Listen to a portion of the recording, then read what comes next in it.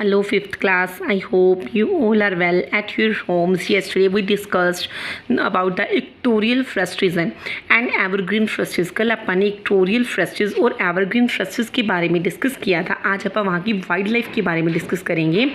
वैसे जो ectorial frustes है वहाँ पे हज़ारों तरह के क्या रहते हैं, जानवर और पक्षी रहते हैं.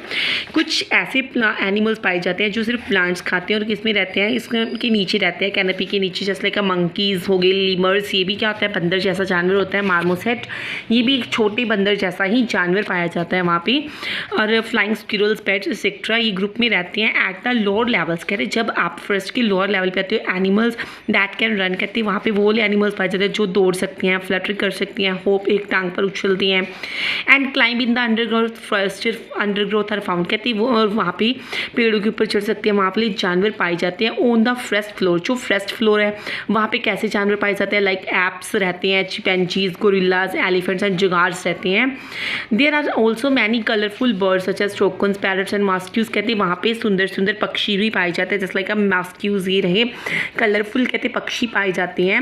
Rain forest also contain the most number of reptiles, कहते हैं वहाँ पे रेंगने वाले काफ़ी जानवर पाए जाते हैं, जैसे कि crocodiles, alligators, turtles and the largest species of snakes, जैसे कि सांप हो गए, सच एज पाइथून्स, एनाकोंडाज, अजगर वगैरह पाए जाते हैं. एंड ऑल्सो लिजार्ड, और क्या पाई जाती है, किरलियाँ भी पाई जाती है. The largest species of insect such as ant and termites, कहते हैं वहाँ पे एंट्स और टर्माइट्स भी पाई जाती हैं. और लार्ज वैरायटी ऑफ फिश भी वहाँ पर पाई जाती है.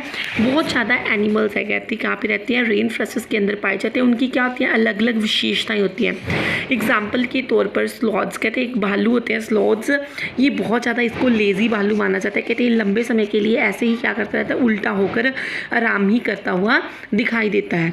The bright colours of the tiny poison, यहाँ पे एक डार्ट फ्रॉग पाया जाता है. डार्ट फ्रॉग ये बहुत ज़्यादा क्या होता है, जहरीला होता है, इसको खाने के लिए यूज़ नहीं किया जाता. ये तो था वहाँ का जंगली जीवन.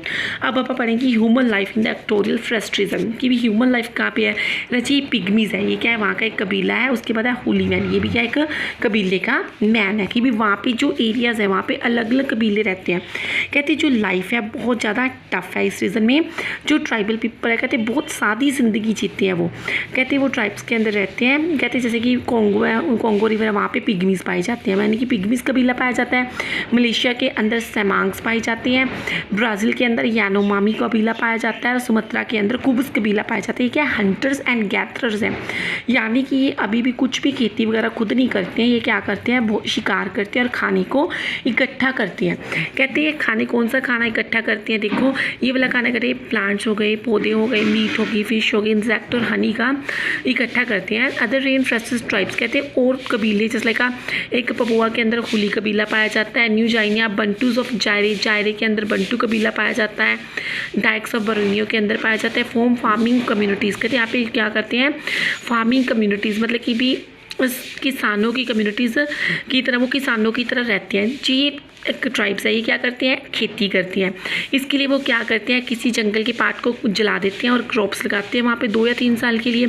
इस तरह से जो आज की हमारी मिट्टी है, कहते हैं उसकी फर्टिलिटी, उसकी उपजाऊ शक्ति जल्दी खत्म हो रही है. और किस्म और वहाँ की फसलें वहाँ पे होना बंद हो जाती हैं. एज अ रिजल्ट जिसका नतीजा ये आ रहा है, farmers have too soon abandon the land, कहते हैं वो फार्मर क्या करते हैं, उस लैंड को छोड़ देते हैं. ठीक है जी, जो डेजर्ट बन जाते हैं उसको छोड़ देते हैं और नई लैंड को क्या कर देते हैं, क्लियर फॉर फार्मिंग, अच्छी फार्मिंग के लिए वो नए जंगल को क्लीन कर देते हैं.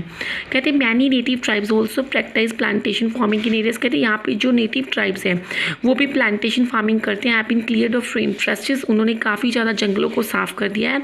Instead of growing food crops, कहते हैं वो फूड क्रॉप्स लगाने की बजाय वो क्या लगाते हैं, जैसे लाइक कॉफ़ी लगाते हैं, कोकोआ लगाते हैं, रबड़ लगाते हैं, कॉटन लगाते हैं, तंबाकू लगाते हैं, पाम ऑयल लगाते हैं, प्लांटेशन करते हैं और इन फसलों को पैसों के लिए बेच देते हैं. ठीक है जी, ये इनकी लाइफ है. आपने क्या पढ़ा इस चैप्टर के अंदर, पहले एवरग्रीन फ्रस्टेज. एवरग्रीन फ्रस्टेज के अंदर जो सदाबहार पौधे होते हैं वो पाए जाते हैं, जिसके अंदर वो सारा साल हरे भरे रहती हैं. अपनी जो पत्तियाँ वो डिफरेंट टाइम के अंदर शेड करती हैं. फिर जंगली जीवन में वहाँ पे अलग अलग तरह की हज़ारों जातियाँ पाई जाती है जानवर्स की.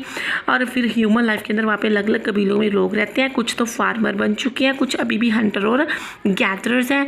ये क्या करते हैं, कोआ जैसी फसलें लगाते हैं, उन फसलों को पैसों के लिए बेच देते हैं. Thank you all of you. Now you have to read this chapter carefully.